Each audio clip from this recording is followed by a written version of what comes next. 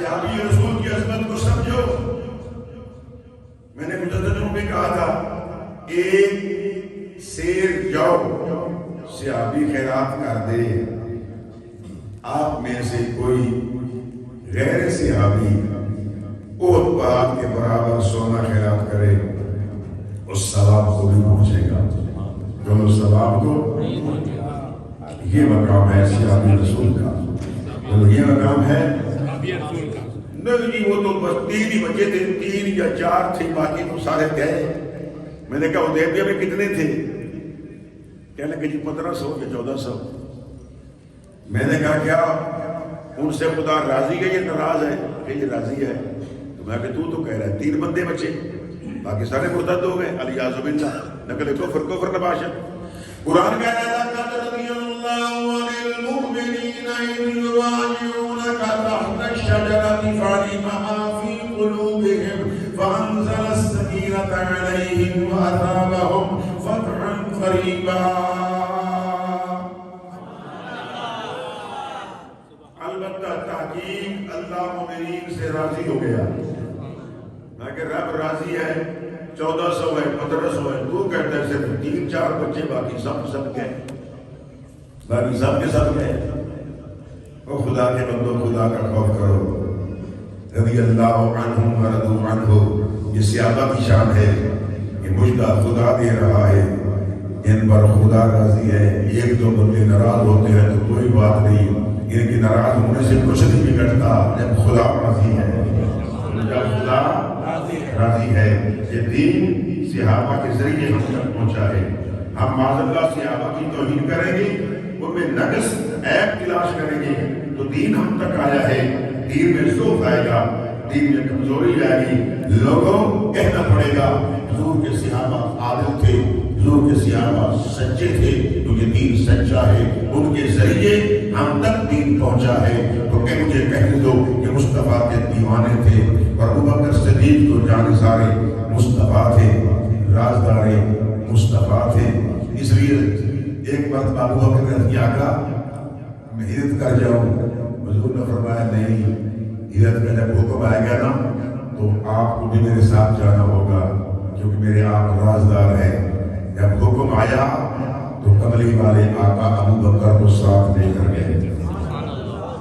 کملی والے آقا اگلا جمعہ جو ہے وہ شہادت ابوبکر صدیق آپ کے وصال پر گفتگو ہوگی.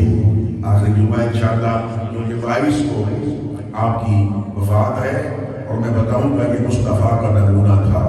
وقت کے خلیفہ تھے, بادشاہ تھے, امیر المومنین تھے, لیکن گھر میں آخری رات چراغ میں تیل نہیں تھا. ناراض نہ ہونا, افسر لوگ بیٹھے ہیں. ایک چھوٹا سا افسر ہوتا پاکستان کا, وہ 5-6-10 سال میں مطلب کیا کچھ بنا لیتا ہے. صدیق اکبر 2.5 سال تک بادشاہ رہے, خلیفہ رہے. آپ کے گھر میں چراغ میں تیل نہیں ہے. عمر بن عبدالعزیز کو دیکھو, عید کا دن آیا ہے, بیٹا جو ہے وہ کپڑے مانگ رہا ہے. ماں نے کہا جناب کپڑے دو. فرمایا میرے پاس تو پیسے نہیں ہیں. فرمایا غنیمت کے اندر وہاں سے لے لو. تو آپ نے ملازم کو بلایا. اس نے کہا حضور اگر آپ کا آج انتقال ہو جائے تو پھر کل کون ادا کرے گا؟ تو آپ نے کہا پھر نہ لاؤ. گھر والوں سے کہا, بیگم سے کہا کہ اب ان کو کہو یہی کپڑے پرانے پہن لو.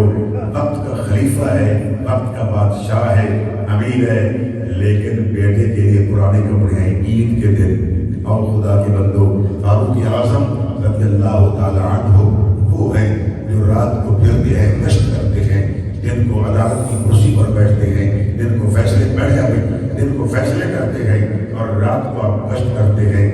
ایک دروازے سے دیکھا ہنڈیا کی آواز آ رہی ہے. 12-2 بجے کی بات, یہ کیا ہو رہا ہے؟ فرمایا جاؤ پتہ کرو. ملازم نے کہا حضور اندر ایک بوڑھیا عورت ہے, وہ آگ جلا رہی ہے اور ہنڈیا میں چمچہ ہلا رہی ہے. فرمایا ان سے اجازت لو, پوچھو. جب اندر گئے اجازت لے کر تو آپ نے رازدار سے پوچھا یہ کیا ہو رہا ہے؟ فرمایا ان کے پاپا فوت ہو گئے ہیں, شہید ہو گئے, مجاہد تھے, میرے بچے کھانا مانگتے تھے, کیا. واپس جا کر بیت المال سے میں نے سامان اٹھایا. میرا غلام ساتھ تھا. وہ کہنے لگا حضور تھوڑی بڑی ہے, سامان زیادہ ہے, میں لے لوں. فرمایا دن قیامت کے میرا بوجھ کون اٹھائے گا؟ آج عمر اٹھا کر لے جائے گا. جا کر کھانا پکایا, کھانا پکا کے فرمایا بچوں کو دیا. اب پھر بیٹھ گئے. میں کیوں بیٹھے ہو؟ فرمایا اب بچوں کو مسکراتا ہوا دیکھ کر جاؤں گا. یہ ہے وقت کا خلیفہ, یہ ہے وقت کا بادشاہ. بچے مسکرائے تو آپ چلے گئے. لوگوں جو کسی بچے کا روتا ہوا دیکھ کر رونا برداشت نہیں ہے, آپ فرماتے ہیں ایک کتا میری حکومت میں اگر ایک کتا رات کو بھوکا سو جائے, دن قیامت کی عمر جواب دے.